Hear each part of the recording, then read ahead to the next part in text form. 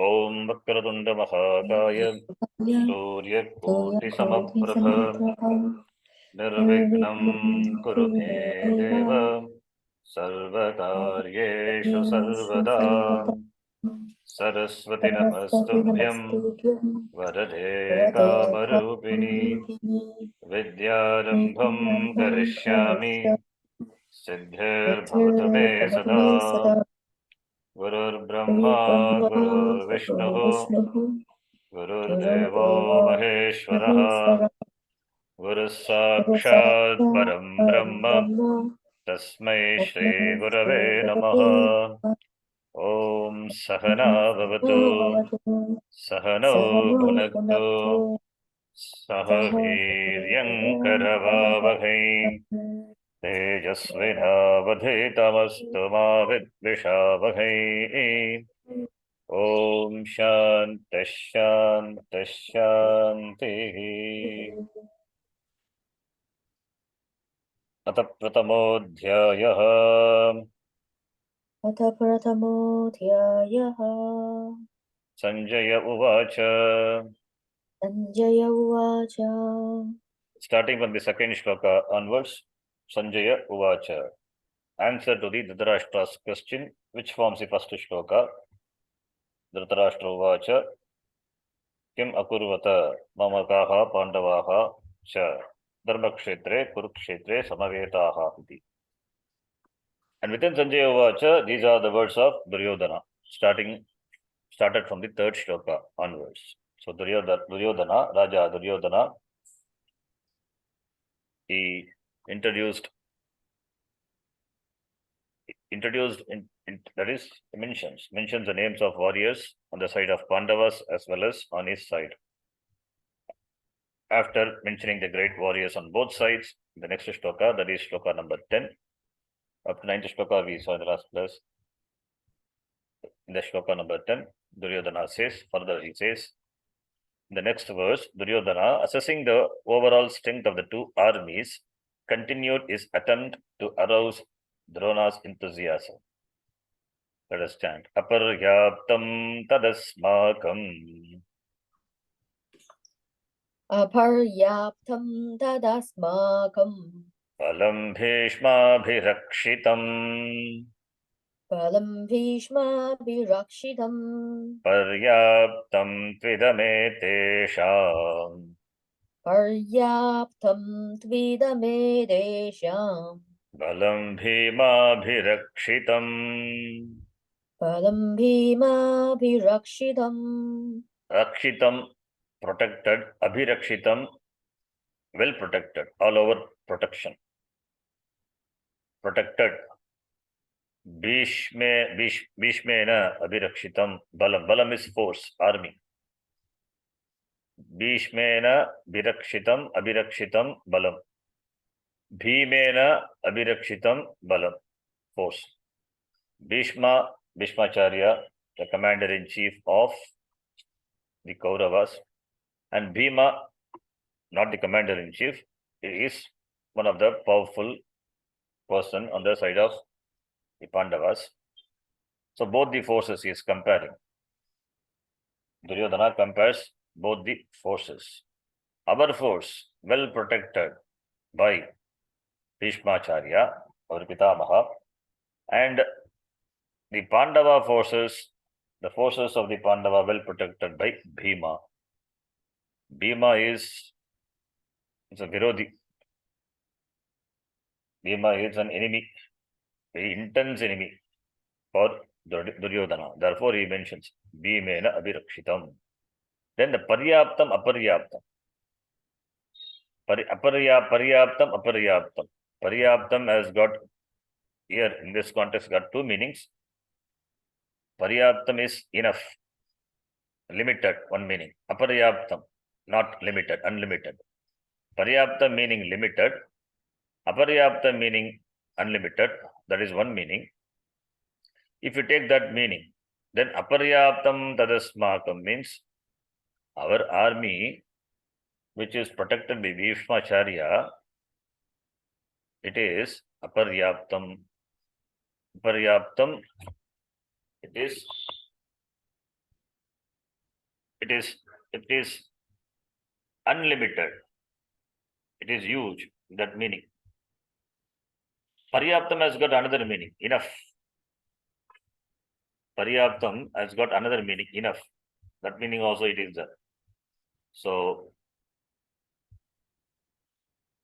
that enough, adequacy, that is a meaning. Sufficient, that is a meaning of Paryapta. If you take that meaning, our army protected by Bhishmacharya is not adequate. That meaning will come. That meaning is not desired because the force of the Kauravas are more than the force of the Pandavas.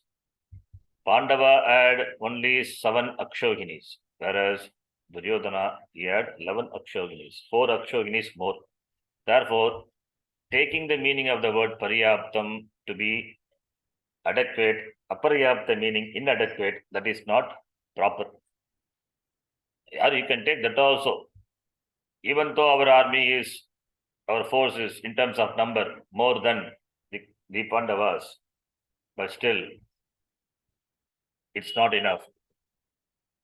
Because Duryodhana already he had come to conclusion that we will not be, in spite of having the great warriors and number of people being more, the strength being more, we may not be able to win them because they are great people. That meaning also possible we can take. But here what meaning is given by Swamiji is Aparyaptam, Paryaptam. Paryaptam means can be overwhelmed. Aparyaptam cannot be overwhelmed. So our army is such huge, unlimited. It cannot be overwhelmed. Whereas the army of the Pandavas are limited, therefore can be overwhelmed. That is that meaning. So taking that meaning, our army is so huge, it cannot be overwhelmed by the Pandavas, and Pandava army are limited and they can be overwhelmed by us. So Aparyaptam being large, Paryaptam limited, Aparyaptam unlimited. Unlimited means it's huge, big, or that's the meaning. So our army, which is huge, which has got 11 Akshoginis, protected by Bhishma, Bhishmena Abhirakshitam, cannot be overwhelmed by the army of the Pandavas, which are only 7 Akshoginis, protected by Bhima. It is limited. Therefore, our army is greater, superior. That is the meaning. That meaning can be taken. Here, Duryodhana pointed out to Dronacharya that his army could not be overwhelmed by the Pandavas because it was well protected by Bhishma. That is important. Well protected by Bhishma. Therefore cannot be overwhelmed. And number of Akshoni also more. In terms of strength also it is more. And more than that, protected by Bhishma. That is a Bhishma. Bhishmacharya is a, therefore it has got more strength. To indicate that Bhishma, the name Bhishma, Bhishmena Abhirakshitam, he says. Also, it consisted of 11 Akshohinis, 11 divisions, whereas the Pandavas are only 7 Akshogini. Akshogini, a footnote it is given. What is Akshogini is? One Akshogini is a division of army consisting of 21,870 chariots, 21,870 elephants, and 65,610 horses, and 1,09,350 foot soldiers. So if you take 21870 and if you multiply by 3, you will have 65610. So 3 times that of the chariots or the elephants. And the same thing, if you multiply by 5, 21870, you will get so much infantry, foot soldiers. So it's all, maybe the 21870 is the important number. So 21,870 chariots and elephants. 3 times of that is the horses. And 5 times of 21,870 is the infantry, the force. So this is the 1 Akshogini.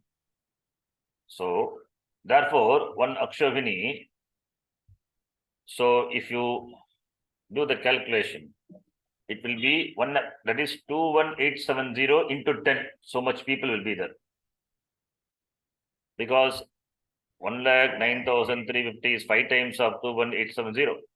And 65,110 is, such 10 is 3 times. Therefore, 5 plus 3, 8, and 8 plus 2. So therefore, total would be 2,18,700 people. 2,18,700. This is one Akshogini, the total, including just the total of all.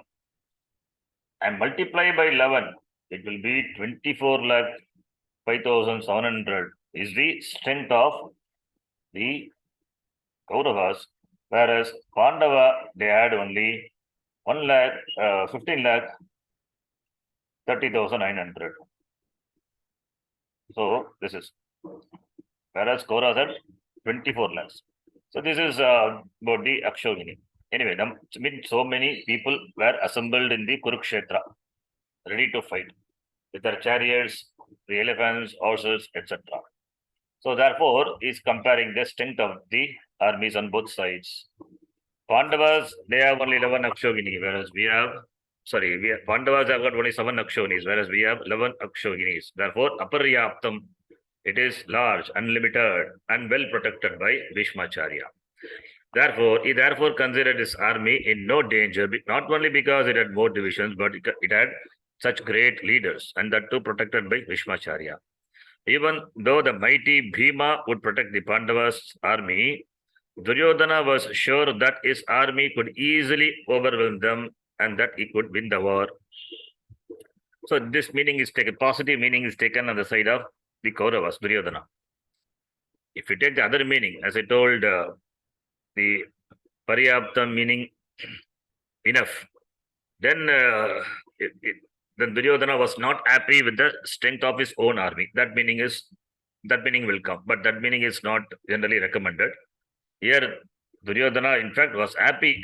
He wanted more people.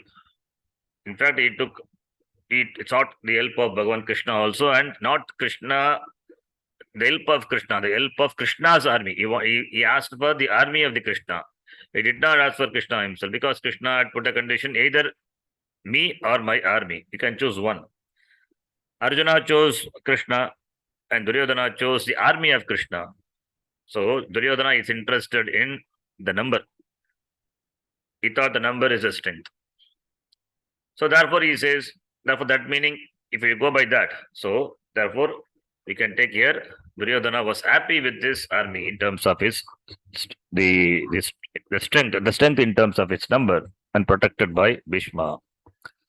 There is another meaning sometimes given for this word, but that doesn't hold. Swamiji doesn't accept that meaning. In this version, Duryodhana told Drona that the strength of his army was not adequate. Enough, not enough. That meaning also possible, that we don't suggest. But at least it was protected by Bhishma. Whereas the Pandavas' army was adequate, but was protected only by Bhima. This meaning, he says, this meaning is not correct. Our army is not enough, but it is protected by Bhishma. Duryodhana, this Pandavas' armies are adequate, but it is protected by Bhima. That cannot be, because adequate, how do you say adequate? In terms of the number, in terms of the number, if you see, Duryodhana's army is larger than the Pandava army. Therefore, that meaning we cannot take. The meaning is not correct. Since Duryodhana had 11 Akshoginis, divisions, he naturally thought that his army could not be overwhelmed by 7 divisions, 7 Akshoginis of his opponents. That meaning is better. That is why he gathered the armies of all the other kingdoms, including the army of Krishna, etc. Therefore, going by the first meaning, we can take Duryodhana was happy with the strength of his army. Given the numbers involved, he concluded that there was no way that the Pandavas could defeat them. Pandavas could no way defeat them. He thought it would be a walkover. The contention surrounding these two interpretations centers on the meanings given to words Aparyaptam and Paryaptam. Paryaptam has got 2 meanings. One meaning is enough, sufficient. Other meaning is limited. So therefore, two interpretation possible, but we go by the interpretation that unlimited, that meaning aparyaptam, unlimited. That meaning is better. Then this was Duryodhana's thinking. His words were meant merely to generate some enthusiasm in Dronacharya so that Duryodhana would gain Drona's wholehearted support in this battle. In the next verse, Bhishma's importance to the outcome of the war was mentioned to Dronacharya by Duryodhana. Let us read shloka number 11. Ayaneshu cha sarveshu अयनेषु च सर्वेषु yatha bhagamavasthitah यथा भागामवस्थिताः Bhishmamevabhirakshantu भीष्ममेवाभिरक्षन्तु bhavantas sarva eva hi. भवन्तः सर्व एव हि. So Duryodhana he says, Bhishmam eva abhirakshantu. Bhishma, the commander-in-chief, eva abhirakshantu. May you all, that is telling Dronacharya. Ayana is the divisions, Ayana, the army. Ayaneshu, Yatabhagam is standing in their position. Bhagam anatikramya, standing in their position, Yatabhagam. Bhavantaha, you and all. Bhavan and others. Dronacharya and others. May all protect Bhishmacharya from all sides. Being the commander-in-chief, he should be well protected. So being in your place, whichever the place he was ordained, be in that place and protect the Bhishmacharya. Iti. Bhishma was not just a commander-in-chief appointed according to seniority. Although he was the oldest person in Duryodhana's ranks, he was the one who really counted in this battle. In fact, Bhishmacharya, one person is enough to tackle the Pandavas' army. Such a great warrior, and he has got the boon Ichamaranam, therefore it's not an ordinary person. As we know, Bhishma was not an ordinary person, he was invincible.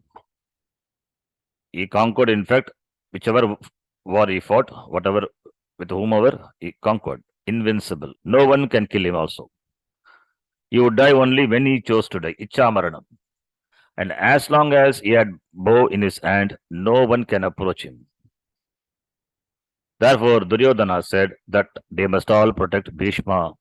If Bhishma were to be protected, then the army would be protected and victory would be certain. That is the idea. Protection of Bhishma is protection of the army. Protection of the army is even conquer of the Pandavas, victory for the army. Victory would be certain. I don't want Bhishma to get hurt in any way. Iti Duryodhana says. In fact, Duryodhana had organized the entire army into formations. Formations called Vyuha or Vyudam arrays that would ensure the protection of his commander-in-chief. There was no way for the Pandavas to penetrate his ranks and get at Bhishma, he thought. So that in that way the Vyuha was formed. As I told, this Chakra Vyuha, one of the Vyuha, the formation of the army, by which was formed by the Kauravas, which became impenetrable for the other Pandavas. Only Abhimanyu could penetrate. Because he has the knowledge of penetrating into the Chakra Vyuha. And yesterday I told the story. And the next day, this Arjuna he already had taken a vow. If he had not killed Jayadratha the next day, he would kill himself. That was the vow he took. So knowing that Dronacharya, he formed an array. He formed the Vyuha of the army.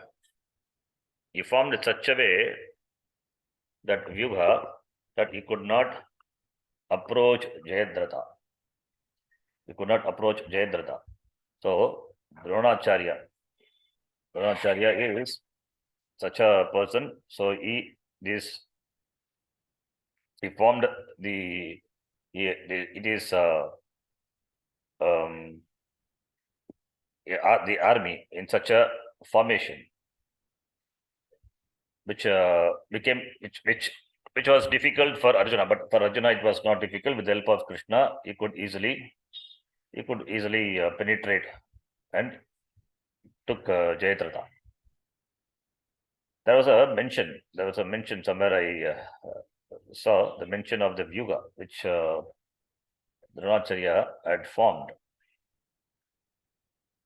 These they called he arranged a combination of three Vyugas, three formation of armies to protect Jayadratha from Arjuna the next day. Next day means after the death of Abhimanyu. Shakata Vyuga. Shakata means cart. Shakata Vyuga. Suchi Mukha Vyuga. Suchi is needle. So needle type, needle way, he will form the army. Suchi Mukha Vyuga and Padma Vyuga, lotus formation. So Dronacharya, master in martial arts, so he formed such Vyuga, the formation of the army, Shakata, Suchi Mukha and Padma Vyuga to protect the Jayadratha from Arjuna. So therefore only, since he knows the formation of armies into different Vyuga, therefore Duryodhana says to protect the Bhishmacharya, forming the Vyuga, the arrays, so that if Bhishma is protected, then his army is protected, then victory is guaranteed. That was his idea. So Dronacharya had organized the entire army. Duryodhana had organized the entire army into formation that would ensure the protector of his commander-in-chief. Therefore, there was no way for the Pandavas to penetrate his ranks and get at Bhishma, he thought. Confirming his plans. Now, Dronacharya not the commander-in-chief. Therefore, confirming his plans, he asked Drona to make sure that everyone remained in their assigned places so that Bhishma could be well protected. As long as Bhishma was there, they were safe. Because Duryodhana had to shout in order to be heard over the din of the battlefield, Bhishmacharya might have overheard him telling Drona, everyone should protect the Bhishma. So Bhishmacharya overheard this. Therefore, immediately what he did after hearing this, he took his conch and he blew. However, Bhishma knew that he needed no one to protect him, and that not only he could protect himself, but everyone also, including Duryodhana. So Duryodhana's concern was evidently silly. Therefore, wanting to reassure and encourage Duryodhana, he let out a huge war cry, as described in the next verse. So he took his Shanka and Shankanada. So everyone will start blowing his conch. It means the war is going to be started. Blowing the conch indicates the beginning of the war. So the conches are blown.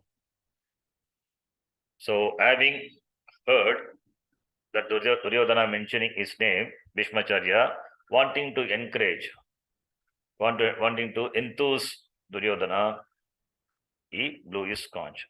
Once he starts, then other also started blowing his conches, including Pandavas.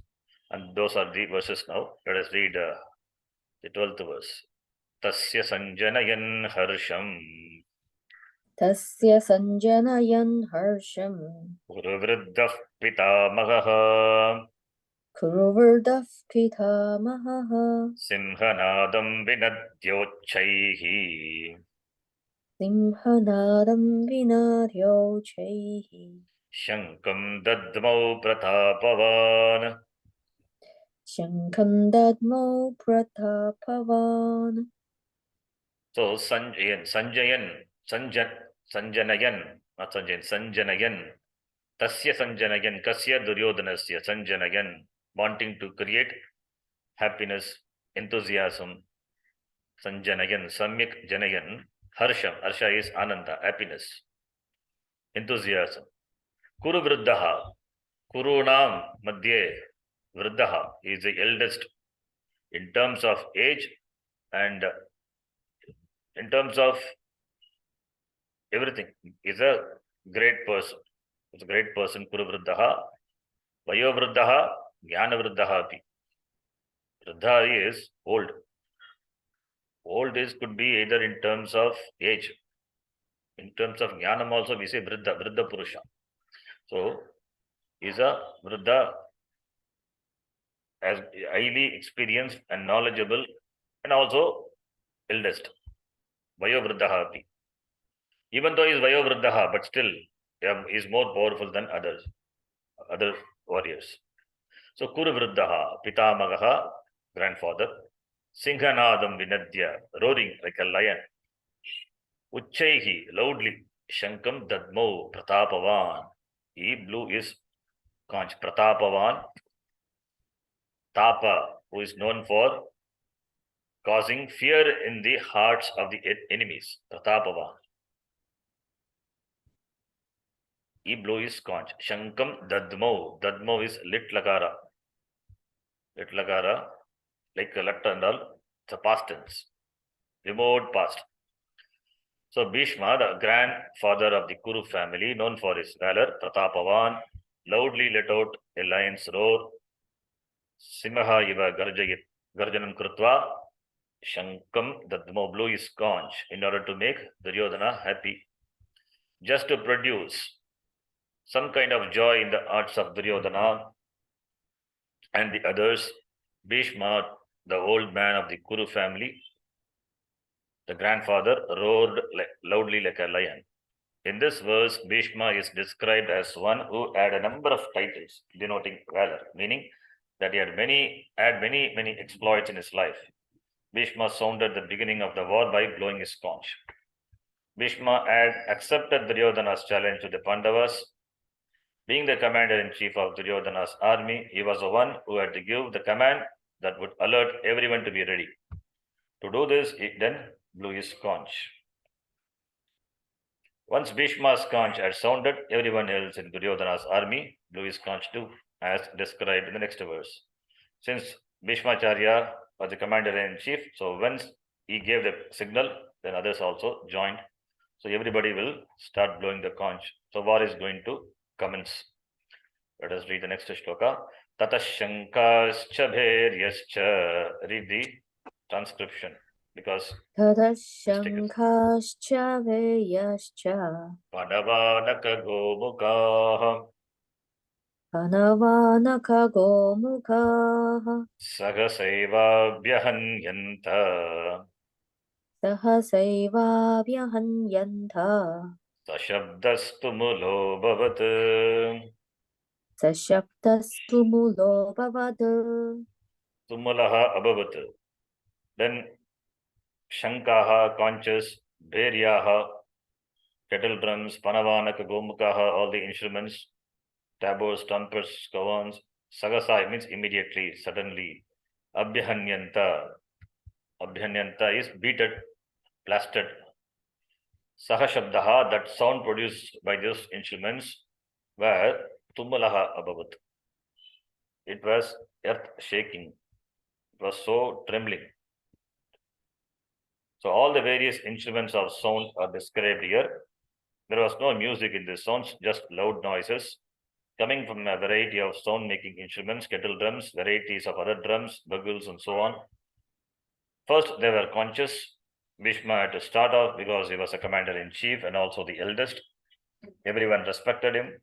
Thus, he started and everyone else followed. Then came the kettle drums, tabors, trumpets, and kavans. These are the different types of instruments. Panavanaka gomukaha.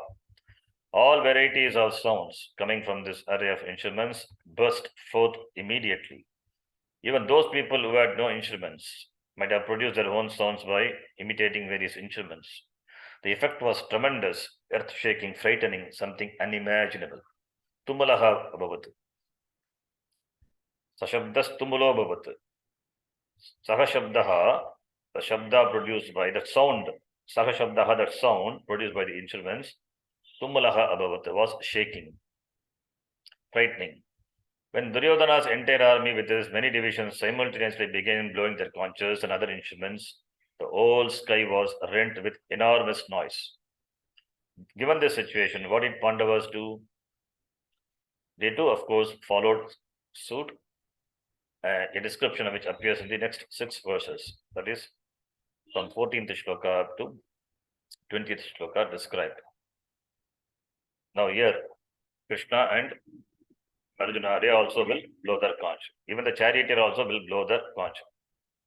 So Krishna being the charioteer, Madhavaha, he also, and all the Pandavas, they will start blowing the conch. That forms the 14th shloka. 14th shloka we will read. We will read in the next class. Om Purnamadah Purnamidam Purnat Purnamudachyate Purnasya Purnamadhaya Purnamevavashishyate. Om Shanti Shanti Shanti. Harihi Om Shri Gurubhyo Namaha. Harihi Om.